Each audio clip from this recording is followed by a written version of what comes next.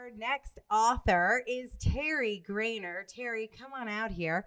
We are going to talk about Teri's new book. Hello. And your book, it's Do I Need a Divorce to Be Happy? Break Free from Financial Codependency.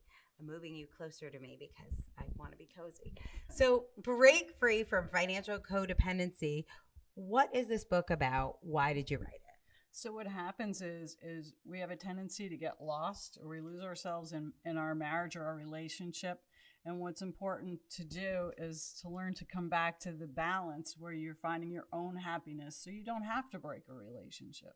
What's your background that you wanted to work with people who were going through either divorce or challenges in their relationships or feeling like they had codependency? Where did that come from?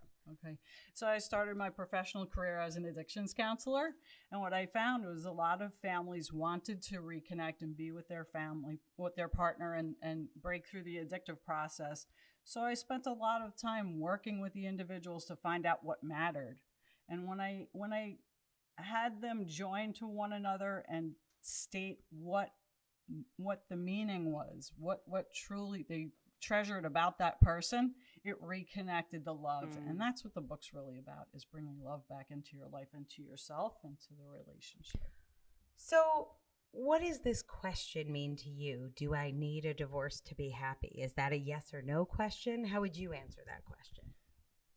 To need a divorce to be happy really is to change the way you think. Sometimes, like I said, we get so stuck in ourselves and we forget who we are. We forget what our purpose is in life. We forget why we're in relationships and the families we're raising and the professions we're in. So it really is a divorce your own thinking. Divorce your own thinking. Yes. That's what you need to be happy. Yes. All right. I have a question from a namesake of mine. This is from Angela in Chicago, Illinois. Awesome. And I know you have millennial children. Yes. But you were busy while writing your book, and Angela is a mom of a toddler with another on the way. Yes. And she says, how do I schedule my time to write this book that's burning inside of me?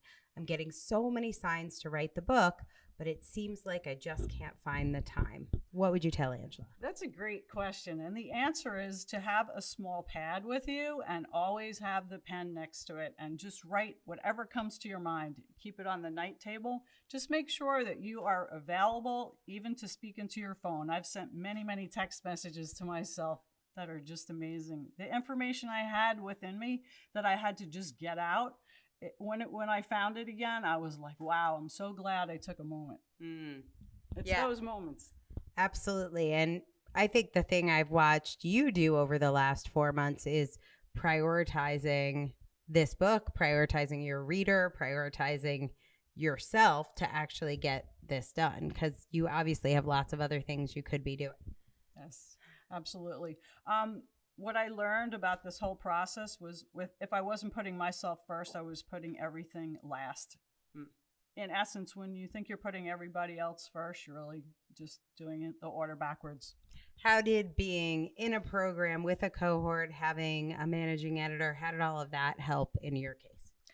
Okay, so there was a reflective process there. When I was stuck, I listened to other people and what they were going through. And when they were stuck, I was able to reflect something back to them. So it's just a beautiful pool of reflection.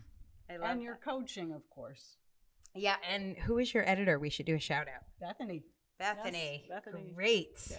I think she is here with us today, so you will be joining her at the party. I'm going to get a copy of your book here. This is Teri Grayner's Do I Need a Divorce to Be Happy? Break Free from Financial Codependency. Such a powerful story. So many, especially women, I will say, feeling trapped in financial codependency and learning in really just a 2-hour read what you can do without having to worry about going down the divorce rabbit hole, what you can do to break free from financial codependency, and then maybe make that divorce decision after you have divorced yourself from some unhealthy thinking. So this is a good one if you've got a best friend and maybe some wine or non-alcoholic wine. But this is a good book club for two with your best friend to really work through this book together and identify some of the ways you're holding yourself back. So congratulations, Thank you Teri so much, Grayner. Jen.